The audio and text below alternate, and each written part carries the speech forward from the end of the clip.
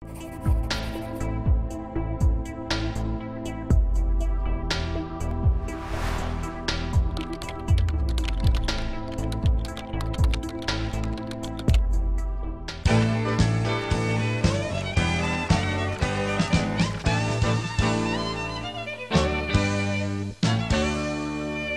الله الرحمن الرحیم. ګرانو لیدونکو زده کوونکو، خدای دې وکړي چې جوړ اوسئ. ستاسې د روغتیا او سوکالۍ په هیله دا دی بیا هم زه ستاسې په چوپړ کې حاضر یم. د 12 ټولګي د کیمیا مضمون 42 لوست غواړم تاسو ته تشریح کړم. په دې لوست کې چې موږ کوم عنوان په نظر کې نیولی هغه د القایل هالایدونو فزیکي خواص دی. مخکې دې چې زه القایل هالایدونو فزیکي خواص په اړه خبرې وکړم، نو ستاسو نه مو هیله دا ده چې د دې درس په پای کې تاسو د القایل هالایدونو فزیکي خواص باندې پوه شئ. د القایل هالایدونو د کثافت لوړېدل، د تودوخې د ایشېدو لوړېدل او د انجماد ټکي لوړېدل، په دې اړه تاسو پوره معلومات حاصل کړئ او وکولی شئ چې د کثافات او یا هم د ایشېدو ټکي په واسطه القایل هالایدونه یو بل سره توپیر کولی وشئ.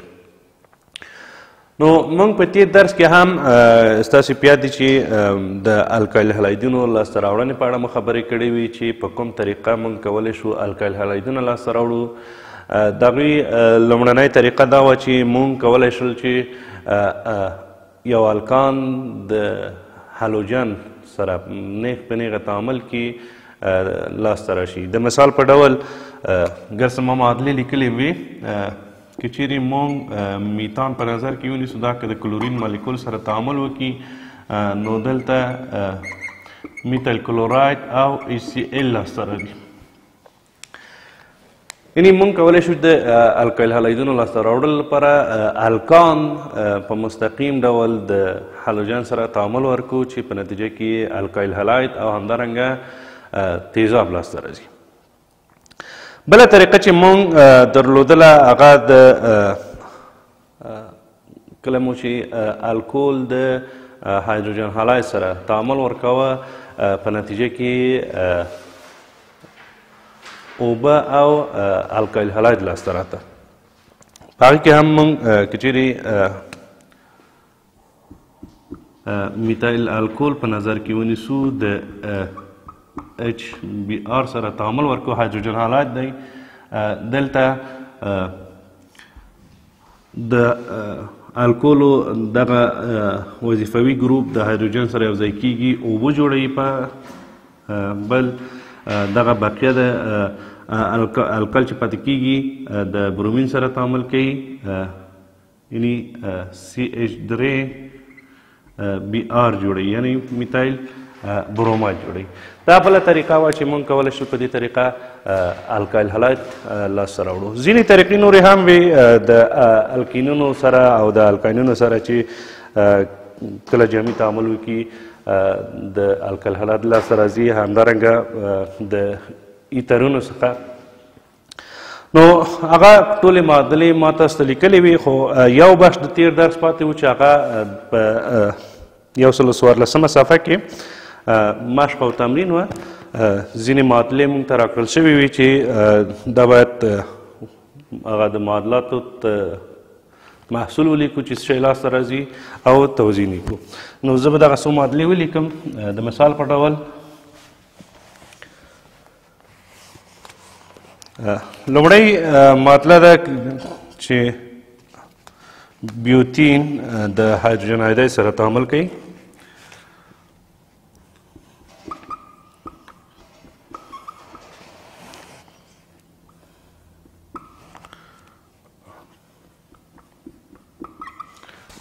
بیوتین دی، یعنی دا الکین دی، دوه ګونې رابطه لري، د هایدروجن آیوداید سره تعامل کوي. نو څه شی لاسته راځي؟ یوه معادله. بله معادله هم لیکم.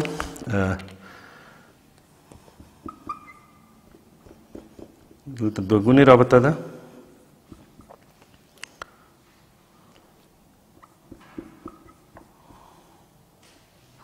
بیا هم د هایدروجن آیوداید سره تعامل کوي. چې کوم مرکب جوړوي هغه به هم ولیکو. بله معادله ده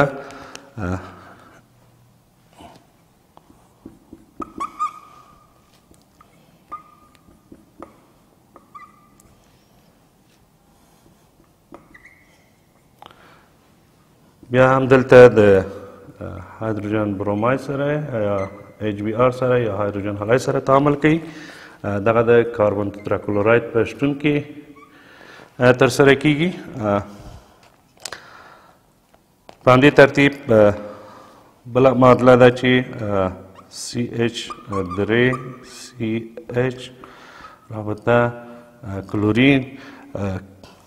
کتاب کې ځینې مشکلات شته، اشتباهان شته که کتاب نوی چاپ شوی ستاسو لاس کې مشکل نشته، خو سابق چې چاپ شوي دي هغې کې ځینې مشکلات دي.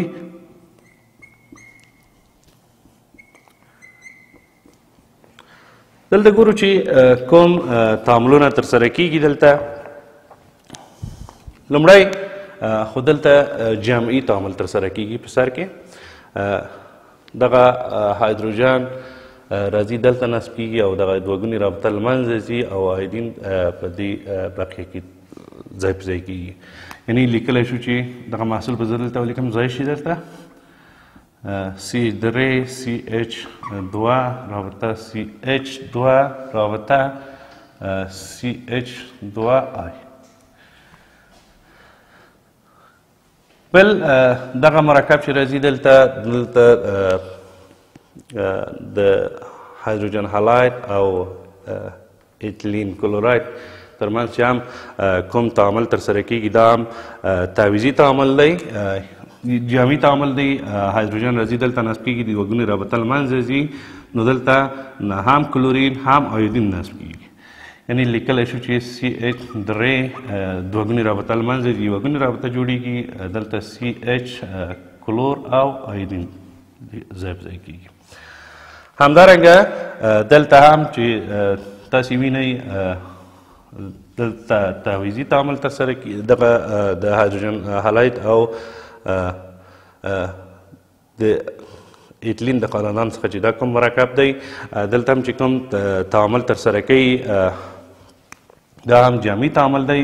دغه هایدروجن بروماید تاثیر لري په دوی باندې چې دوی دغه دوه ګونې رابطه له منځه ځي او هایدروجن راځي په دې کاربن باندې نصب کیږي او برومین په دې کاربن باندې. لیکلی شو چې CH3 رابطه CH3 دلته CH3 دلته کولی شو چې آی ولیکو. یعنی دغه تعاملات چې وو ټول تعویضي وو. نو دغه تعامل چې ترسره کیږي ستاسې کتاب کې چې تمرین راغلی مشق تمرین، دلته تعویضي تعامل ترسره کیږي. آیودین راځي د کلورین ځای کې، کلورین د آیودین ځای کې سودیم کلوراید جوړوي او خپل دغه الکالي حالات پاتې کیږي. یعنی لیکلی شو چې CH3 CH دلته کلورین په ځای آیودین راځي او ورسره سودیم کلوراید مالګه جوړوي. یعنی دا هغه برخه وه چې تمرین پاتې و د تیر درس. نو راځو د الکالي هالایډونو فزیکي خواص په اړه خبرې کوو. الکالي هالایډ چې دی یو دوه ډوله رنګونه دي، یو تعداد دی چې زیړ رنګ لري، یو تعداد دی چې رنګ نه لري. او بل د الکالي هالایډونو دوه برخې خاصیتونه چې موږ مطالعه کوو، یو کثافت دی او هم د ایشیدو ټکي. کله چې په الکالي هالایډونو کې دغه مالیکولي کتله زیاتیږي نو دلته د کثافت مقدار هم زیاتیږي. د مثال په ډول دا معادلې چې ما لیکلي تاسې خپله کتابچو کې یادداشت کړئ.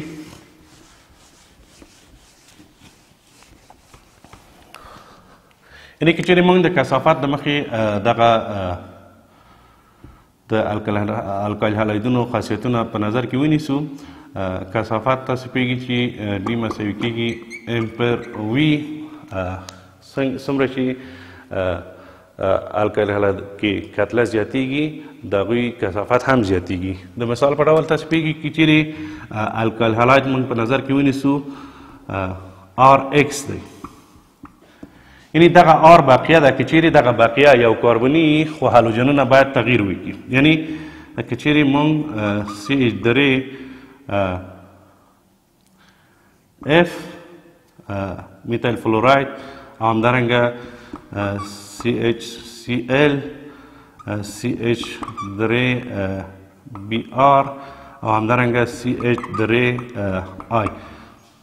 تاسې ګورئ چې دا قسمات د دوی هماغه یوه بقیه ده، خو دلته د فلورین، کلورین، برومین او آیودین لاسته راغلي. دغه ایکس هالوجن معنا ورکوي، یعنې دا کیدای شي چې فلورین، کلورین، همدارنګه برومین او آیودین وي.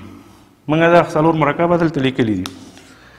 تاسې پوهېږئ چې د میتایل هغه بقیه چې ده، یعنې دغه د آر قیمت چې موږ دلته لیکلی میتایل، دې کې کوم تغییر نه دی راغلی. کلورین، برومین د هر یوه ځای ځان ته مشخص شوی. تاسې پوهېږئ فلورین کتله کمه ده، ورپسې دا 9 ده او د ده 15.5 همداسې د دوی اضافه کېږي. یعنې دلته تاسې ګورئ چې د کتلې د زیاتېدلو سره فلورین تر ټولو زیاته کتله لري، دلته آیودین. کله چې د میتایل آیوداید کتله په نظر کې ونیو نسبت د میتایل فلوراید څخه زیاته ده، نو دلته د پاس طرف نه لاندې کثافت زیاتېږي.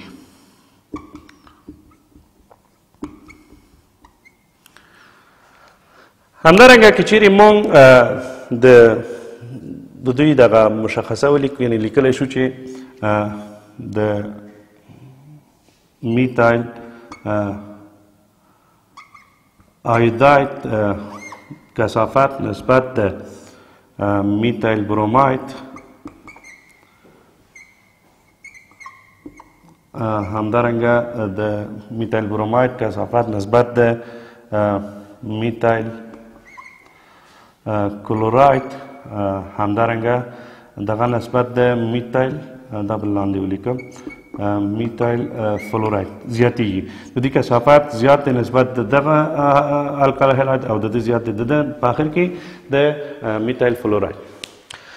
نو دلته د ایشیدو ټکي هم که چیرې موږ په نظر کې ونیسو، د الکانونو په بحث کې هم موږ تاسو ته تشریح کړی و چې کله د الکانونو دغه مالیکولي کتله زیاتېږي نو هلته د ایشیدو ټکي هم زیاتېږي.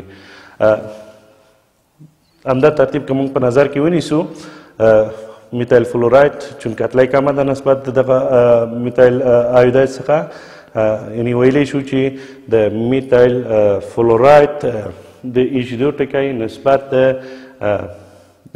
میتایل کلوراید څخه کم دی. همدارنګه د میتایل آیوداید د ایشیدو ټکی نسبت د فلورین زیات دی، ځکه دلته کتله زیاتېږي، د کتلې په زیاتېدلو سره د ایشیدو ټکي هم لوړېږي. همدارنګه موږ ویلی شو چې الکایل هلایدونه اکثرا اوبو کې حل کېږي، یعنې د اوبو سره چې کله یو ځای کېږي، د اوبو د یو ځای کېدلو سره وبښئ الکایل هلایدونه په اوبو کې نه حل کېږي، په اوبو کې نه حل کېږي ځکه چې هلته هایدروجني اړیکه نشي جوړولی. خو الکایل هلایدونه قطبي دي، خاصیت قطبي دی، هغه د الکتروني وریځو کشش د هالوجن سره دی. یعنې خپله خبره اصلاح کوم، ویلی شو چې الکایل هلایدونه د اوبو په شان قطبي دي، خو په اوبو کې نه حل کېږي په دې خاطر چې د هایدروجني اړیکه نشي جوړولی. نو موږ په دې درس کې د الکایل هلایدونو فزیکي خواص په اړه خبرې وکړې چې د دوه فکتورونو څخه مو ګټه واخلې، یو کثافت یو د ایشیدو ټکی، چې الکایل هلاید د کثافت د مالیکولي کتلې په زیاتېدلو سره د الکایل هلایدونو کثافت هم زیاتېږي، همدارنګه د ایشیدو ټکي هم د مالیکولي کتلې د زیاتېدلو سره هم زیاتېږي. موږ ویل چې الکایل هلایدونه قطبي مرکبات دي، په اوبو کې نه حل کېږي ځکه هایدروجني اړیکه نه جوړوي. دوی ځینې زیړ رنګ لري او ځینې بې رنګه دي، توند بوی لري. همدارنګه دوی د کاروړنه هم په هر ځای کې مختلف استفاده ځینې کېږي چې هغه به وروسته بحث کې انشاءالله تاسو ته وایو. نو که چیرې موږ د دغه فورمولونه په نظر کې ونیسو، د جدول نه مخکې د دوی تاسې د دغو څلور مرکبونو مالیکولي کتله محاسبه کوئ. یعنې کورنۍ دنده مو دا ده چې دغه څلور مرکبه چې ما لیکلي د دوی مالیکولي کتله محاسبه کوي چې څومره ده، او د مالیکولي کتلې په زیاتېدلو سره هم کثافت د القل هلایدونو اضافه کیږي او هم د هغوی د ایجادو ټکي. تر بیا چې موږ د القل هلایدونو کیمیاوي خواص مطالعه کوو، تر هغه وخته مو په خدای پاک سپارم. الله مو منشه.